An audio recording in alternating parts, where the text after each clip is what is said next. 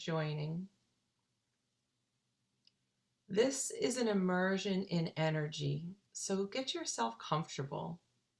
You can sit up straight if you want in the meditative posture, sitting even on the end of your chair if you want to, so the back of your spine is clear. Or you can just cuddle into your bed or your couch or the floor or wherever you might be receiving this in time and space.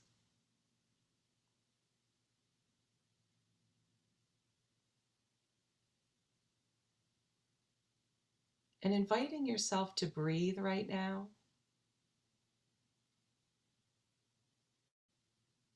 Taking conscious in breaths and out breaths. When Baba says, I want my lovers to be Baba centers personified, radiating his eternal message of love divine, living a life of love, sacrifice, honesty. And I go on to add the other attributes Baba has talked about: cheerfulness, enthusiasm, equipoise, faith, service, surrender. All the generosity that comes from the soul, from the spirit incarnated.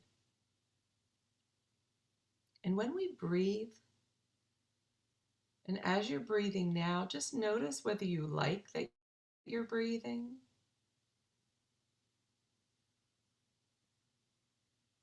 Does it seem like a waste of time to concentrate on the air coming in through your nose and down into your lungs, exchanging oxygen and life force energy that rides on oxygen to the cells of your body?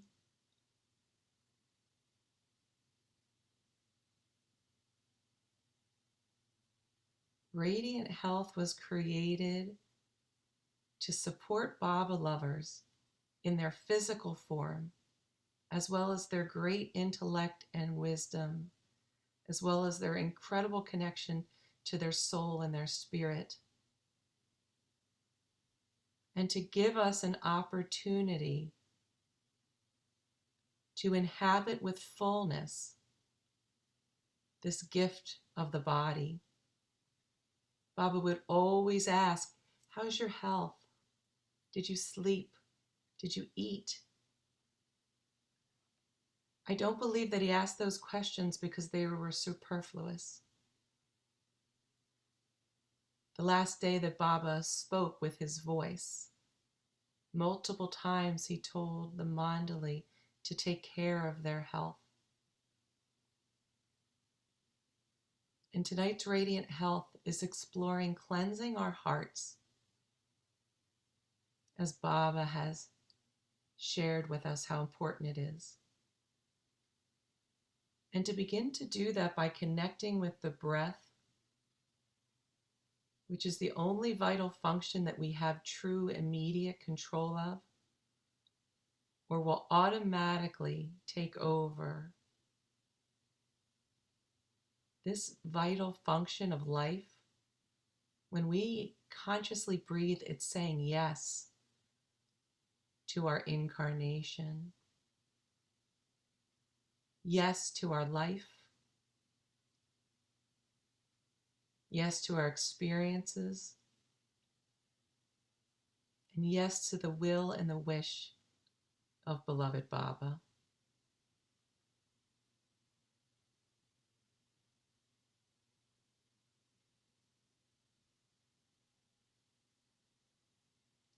And as you continue to breathe, imagine that you are dropping deeper and deeper into the eternal now. The eternal now is the time before time, the space before space. It's the eternal energy of your soul, of your incarnated spirit. It's before and beyond duality. There is no right and wrong in the eternal now. With every breath, let yourself just sink deeper to wherever you are in time and space. It's beyond yes and no, beyond any dual roles of good and bad, of he and she or they.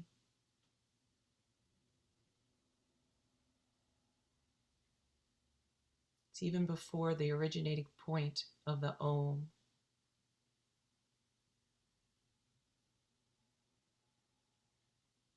And as you're letting yourself drop deeper and deeper into this vast landscape of the eternal now, I'm going to read words from Baba.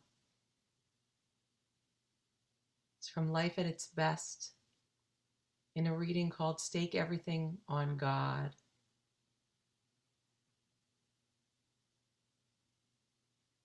God is the only reality, and He is the fountainhead of all love, beauty, peace, and happiness.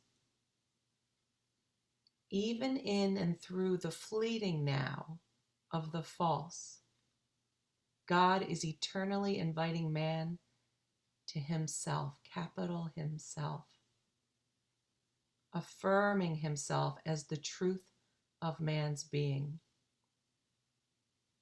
Those who dare to see and love God in everyone and everything experience Him as the everlasting, immediate presence. As you're now inhabiting more and more this space of the eternal now, can you feel Baba, see Him, sense Him with you as the everlasting, immediate presence?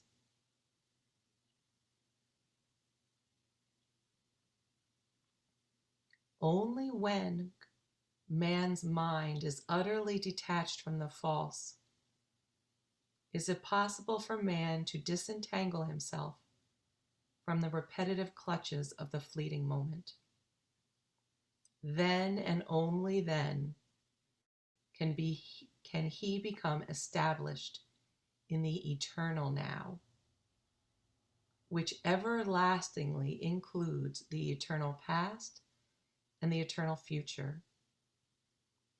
The eternal I am is an unfailing assurance of the only reality which ever was, is, and will be. The way to peace and fulfillment in union with God, the divine beloved, is a daring dive into the eternal now. The way to peace and fulfillment in union with God, the divine beloved, is a daring dive into the eternal now. Not by fruitless surveys of the past, nor elusive longings for the future, nor by enslavement to the fleeting moment, but by staking everything for God, is it possible for you to experience yourself as the illimitable ocean of love. Here and nowhere else is the final solution to all of your problems. Love born in the truth liberates without bindings and fulfills without overpowering. It is a pure blessing not only for yourself, but for each and all forever and ever in the eternal now.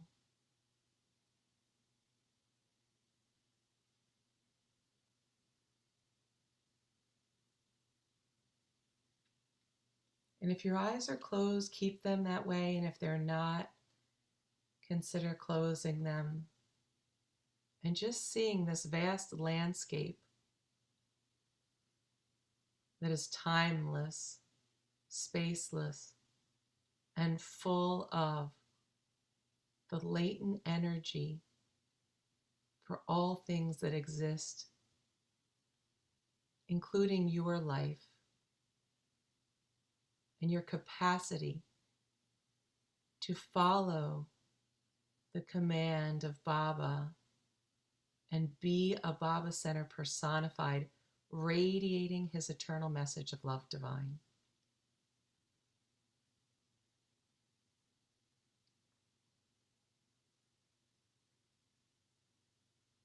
And as we continue with this session of Radiant Health, allowing yourself, although you may become more conscious and active mentally, to have this space that you have taken a dive into, where Baba resides, which is nearer than your own breath, this eternal now, although the breath can be a portal to it. Have this with you. Baba's grace, the solution to all the problems of the subject for this session, which is the embittering poison of selfishness, hatred, and greed. Tigers and lions and bears, oh my. So we can have some lightness with those words. Selfishness, hatred, and greed, oh my. Baba said, those who cleanse their hearts of the embittering poison of selfishness, hatred, and greed find God as their own true self. The truth of divine life is not a hope, but a reality. All else is illusion. Have faith and you will be redeemed. Have love and you will conquer the limited self of cravings that veil your own being as God. And when preparing for today and asking Baba what this session was to be about, this was the quote that came. This cleansing our hearts of the embittering poison, which is such a visceral metaphor, and bittering poison. Imagine taking something like that into your mouth and swallowing it into your belly. And the horrible taste of that, and the caustic ripping of the delicate membranes of your body, and how that poison would go out through your bloodstream, affecting every cell, diminishing your capacity, even ending your life. And I believe that this references to the physical and energetic heart because they really can't be separated. I think we have a spiritual DNA that encoded the physical DNA. And so we're going to take a new tactic looking at selfishness, hatred, and greed, because I think that we can all kind of agree that we're selfish when we want to have more of the piece of pie than someone else, when we want more for ourselves, more attention, more accolades, more of a break for good behavior, like whatever it is that we know is selfish, where we want to accumulate that which we think will satisfy ourselves, but really takes away from others. But I think that's easy to kind of know and quell that. So the selfishness that I think that we can focus on for this session to start with is the selfishness of that which keeps us small. You know, in Darwin Shaw's Effort and Grace, we often hear that the biggest mistake that Baba lovers make is staying small, keeping themselves small, not being big. And this worry and fear that gets cloaked, I think, as the dark side of caring. I think there's a dark side of caring and a loom side of caring.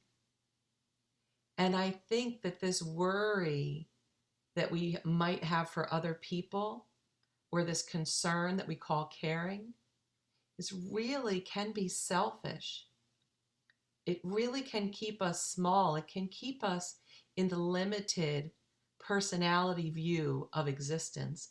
And the situation on the planet right now, with the state of the health of the world, the state of the climate between peoples and governments and countries, between genders, between races, socioeconomic classes, not to get politically involved, we'll erase the politics, but to know that when we get embroiled in that, when we lament the terrible suffering that people are going through, I would posit you to consider that that's being selfish. You have the grace to know the avatar as well as me.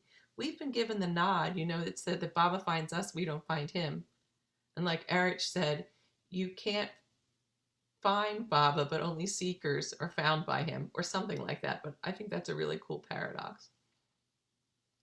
So that it might be selfish to worry about anything because you're keeping yourself so small. It might be selfish to not speak the truth. I have a bumper sticker that I got at Sheriar a couple of years ago, maybe even like 4 or 5 years ago, that I haven't seen since then, and I'm going to read it out loud to you. And it's From Life at Its Best Again, and it goes like this. Learn the art of taking your stand on the truth within. When you live in this truth, the result is the fusion of the mind and the heart, and the end of all fears and sorrow. It is not a dry attainment of mere power or intellectual knowledge. A love which is illumined by the intuitive wisdom of the Spirit will bless your life with ever-renewing fulfillment and never-ending sweetness. Never-ending sweetness, that seems like an antidote to the embittering poison of selfishness and hatred and greed. This taking a stand on the truth within. So what does that mean to take a stand on the capital T truth within? Is that no one ever dies. Suffering moves us forward because it eventually leads us to the futility of grasping onto the nature of Maya as our security and has us turn inward to our deeper self and outward in the sense to the greater God, to Baba. It's even lamenting when someone dies. My younger brother soul dropped his body about 2 years ago, and I found this in discourses. I believe it was in discourses soon thereafter. Let me see if I can find the writing. It was about that I was reading something in discourses first about that it was selfish and ignorant to bemoan someone's passing that you love. And I got a little wrangled with that. Like, why do we love people then, Baba? If I'm not going to miss them.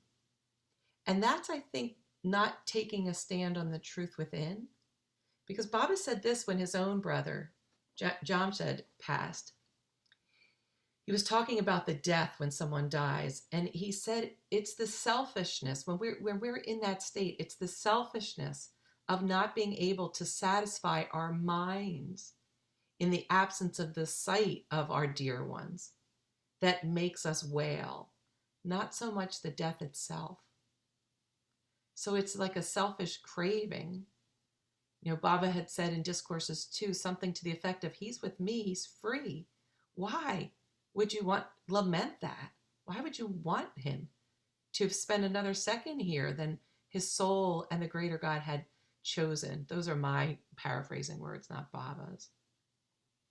Baba went on to say that if you have love for the dead, it should be selfless. The dead do not want your expression of sadness. Manifest such love for them that they would be pleased and at peace. If you want the consciousness of their souls to progress, express selfless love. And that's where I think that we can come to know that grieving is really appreciating, again, making more precious with gratitude the experience of having them in our lives. And when we have experiences on the planet where every time we turn on any media source, we might hear with nefarious music that would be played during a horror film, the number of rising dead and those that are close to dying or suffering or the fear of it in the future, and that rises in our body, I think what happens right away is it dulls our heart center. Our cells then, under that kind of stress, can't pulsate and radiate as well as they could before that. And it diminishes our capacity to be a Baba center personified, radiating our eternal message of love divine. And it keeps us small, and it keeps others seeing us as small. And I think with myself, having the grace to know God and all of the wisdom and experiences, as hard as they might be and as blissful as they might be, that keep leading me more and more to the truth within. If I slime my worry or fear on anyone else or humanity, that's like with great power comes great responsibility. And I'm not saying that I don't do it. Hence the prayer of repentance that has selfishness and hatred all through it. It's just like, oh, to be aware of how big I am, how big you are, how powerful, what ability you have. Baba says, if you know that you're infinite and that you're one with me, why do you feel helpless?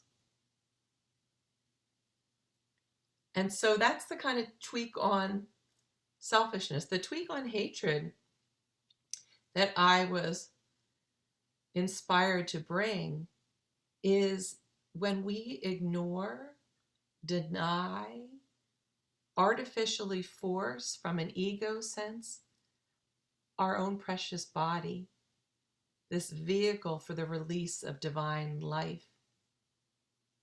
Baba said in discourses that it is literally instrumental in bringing the kingdom of heaven down on earth. Hence, how's your health? How'd you eat? Did you sleep? And even think in the last 24 hours, how's your health? How did you eat? Did you drink water? Did you make time for rest and sleep? Giving your mind a break. Baba said, there's a book, I think it's called The Secrets of Sleep, a compilation, an old book. It's something like that. That a mind without sleep, a lack of sleep over a long term will lead to a deranged mind. I've certainly had a deranged mind. And so the facets of nourishment, I like to think of them that nourish the precious human form, our breath, first and foremost. Fluids, fresh, clean water. Food, vibrantly alive food, very close to the source that it came from, the earth. Cared for with appreciation and love. Sleep. And there's a fifth one. Oh, movement. 5 sources of true caring for our breath. And so if we don't have those elements of breath, pure water, vibrant food, rest, sleep, and movement, then could it be that we're in the land of hatred, of our own form, our own precious gift, like in the Australian arty, accept it as you would a simple flower that has no use beyond its shining hour. Taking care of that flower. Have you ever been given a flower from Samadhi or from any of the amazing places, the lagoon cabin or Baba's room? Did you attend to it? Did you care for it, or did you crumple it in your pocket? Did you ignore it? Did you hurl it? All these things. I believe that Baba is calling us to the natural momentum of caring for this instrument, so that all those atoms and trillions of cells can radiate. Like, we are physical Baba centers, especially in an age where we can't spend the kind of time that we did before at the Baba centers around the world. So that's hatred. And consider that as cleansing that from your heart for your own form. And I like to say that when we look at our bodies and we judge them, I mean, certainly me, that's a form of embittering poison that keeps me from finding God as my own true self. And that there can be a healthy appreciation of our body and the beauty of it that wants to care for it. The way Mara cared for Baba's form, truth and truth's body, divine avatar. Could you imagine, since Baba is us, if we cared for our form that way? And I was always amazed, like when Baba dropped his soul, that it seemed like a shock to the immediate mandali, and how when they would talk about how beautiful Baba was toward the end of his physical incarnation, I didn't see that for many years. I came to Baba kicking and screaming with all sorts of idealization, but I saw what looked like a very sick man, and how could he be God? Couldn't he just whisk that away? And what I've come to understand now is how he did take on that suffering for humanity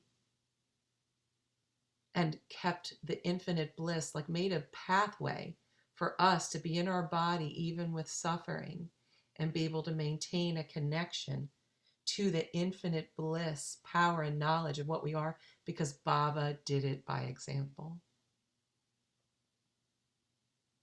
And how Mara looked at him with his body in the, to my opinion, extreme duress it was in, and saw him as incredible, radiant beauty, saw the truth of that physical form.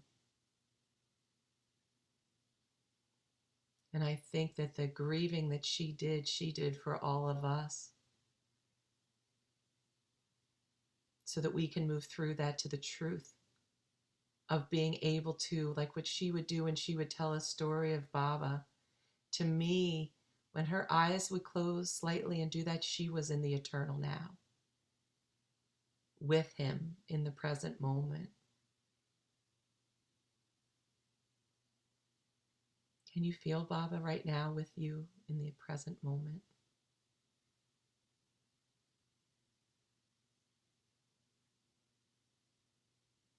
Can you see him?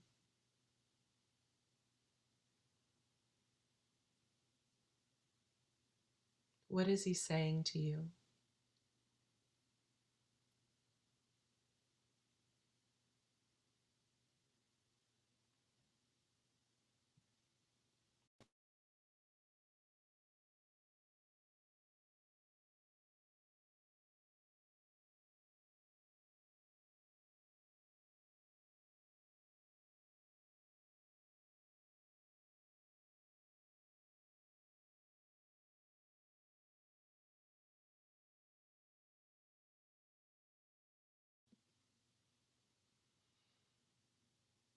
And now, keeping this connection, we'll go to the third embittering poison, greed. And this is fascinating to me about what came about greed for me. Yes, I know it's greedy to want all the things, all the money, all the food, all the whatever, all the safety, all the security, all of the praise, all of the cutting the slack, whatever it might be, the getting what you want. But what came to me was when we see the many in the one rather the one in the many, we're being greedy. When we first focus on the form and the personality and then see the one or acknowledge the one in them, rather than every person we see immediately seeing the one, Baba, in them, and then letting the flavor of the personality blossom in our awareness. Baba said, to love the many in the one is not to love me at all. but to love the one in the many as loving me. And I've realized when this came to me a few days ago, how ubiquitous it is, how prevalent it is in my life that I see person first, God, nature second. And I've been attempting that with myself too. Imagine it's greedy to look at myself and see Cindy first, Baba second, or to see anyone else, especially those that do this kind of trigger us in the world or in our personal lives, and that have done hurtful things. Again, this is a subject, cleansing our heart of embittering poison, is because we are greedy. I mean, I'm positing this for you to take or leave as you wish, of course. Take what you like and leave the rest. But we're greedy because we're so focused on all the many different details and manifestations of the one, and we want to accumulate that and all of the experiences and the wounds or the righteousness or the judgments or the resentments or the betrayals or the harms. That's greedy, rather than saying, oh, Baba had said that to me. Oh, Baba went away from me in that form. Like what the divine relationship is with all of those experiences. And from the people we meet in the grocery store to our relatives and friends, knowing Baba the way we do and wanting to love God, knowing that Baba comes age after age with one message, love God, because I think that's the magic elixir that takes us back to the oneness. I used to think that was selfish of Baba, of God. Why don't you love me? Like, you're the omnipotent one. Why do I have to love you? And now I've come to see that just like you are myself, I sing to you in praise. That loving God and loving ourselves are one and the same. The way Baba treated Mara, can we treat ourselves like that? And so the greed comes when we still are so attached to the multiple personalities of this planet rather than the one manifesting. I like to imagine, when I'm conscious enough to do it, when I'm with somebody or seeing them, whether it's on a TV screen or a Zoom screen or in person, is imagining Baba blossoming in them. Some people, I imagine Baba's really trying to get out, but maybe Baba's really trying to get out me because I'm in judgment. But if I have, not but, goodness, don't know what's happening here. Said I was signed out, but we'll see. Let me just take a breath. Oh, but if we have the grace to have Baba called us to him under his nazar, his gaze, it would be greedy not to see him in everyone and everything, especially ourselves.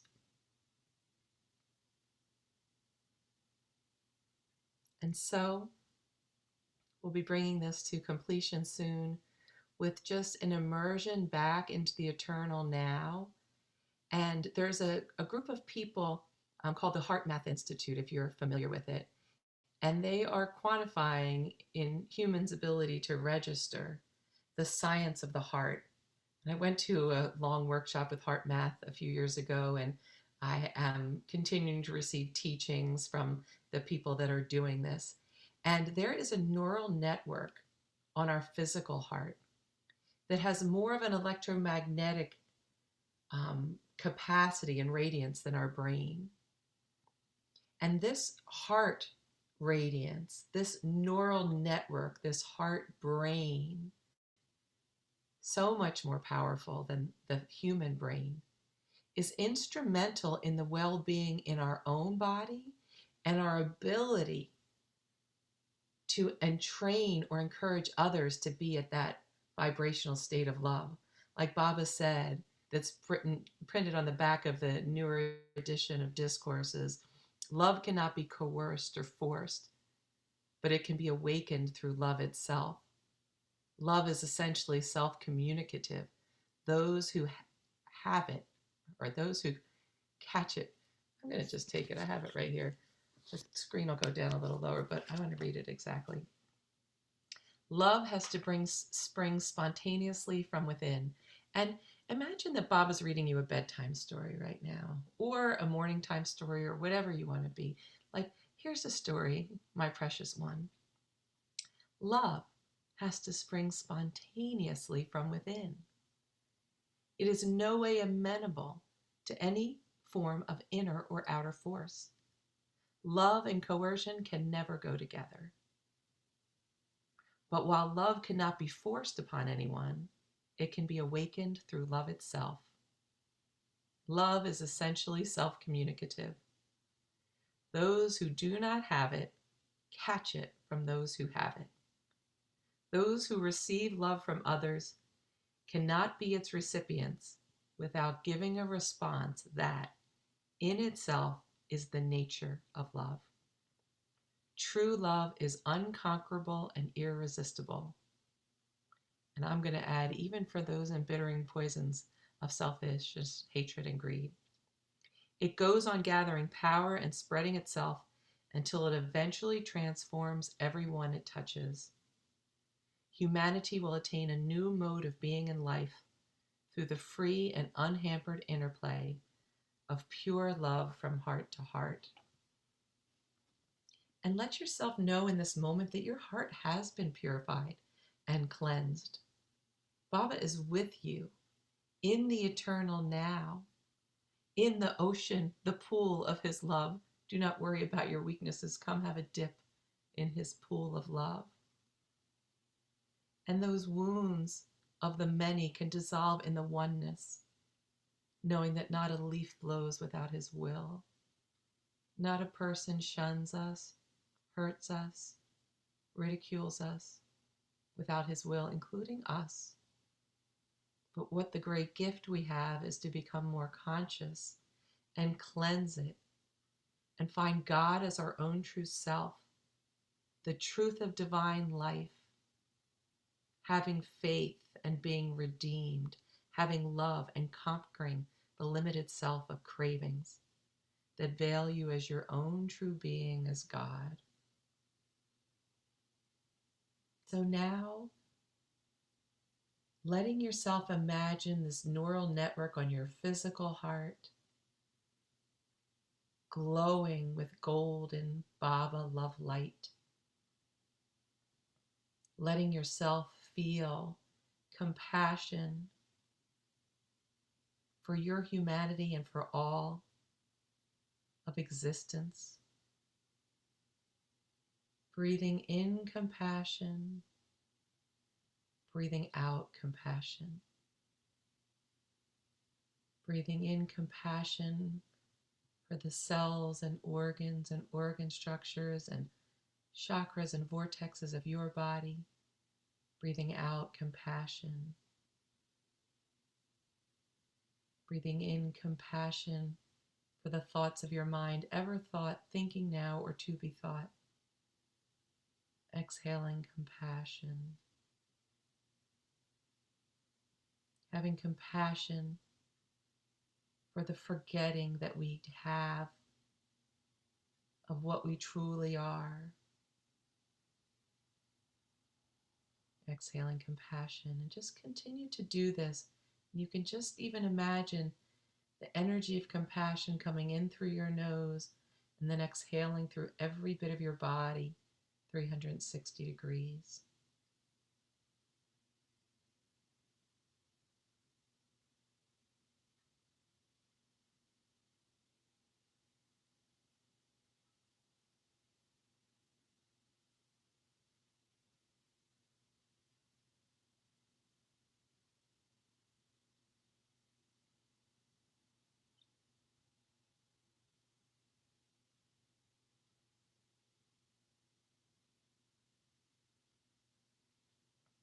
And keeping your eyes closed for one more moment, taking note of how you feel in your body.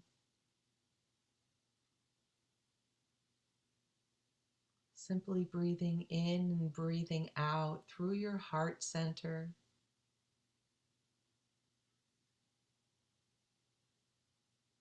What's happened physiologically is that your body, your heart rate variability, your body has become more organized in a way that leads to taking care of your health. That is caring for this vehicle that you can do anytime and anywhere, enabling you to radiate to all the people on the planet that know Baba consciously or might not know Baba, to all the life forms here, to the Mother Earth itself, to the solar system, to everything. The truth of God's love. I'm going to end with a song that we have sung at the Northeast Gathering and done with the Universal Dance of Peace. So this will be a dance of your heart center, your whole being actually. Baba, prepare me to be a sanctuary, open-hearted, tried and true, with thanksgiving. I want to be a living sanctuary for you.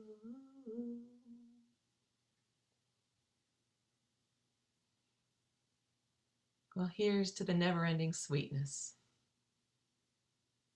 that Baba is giving us right now and wants us to have eternally. Love and blessings, dear people. Jai Meher Baba.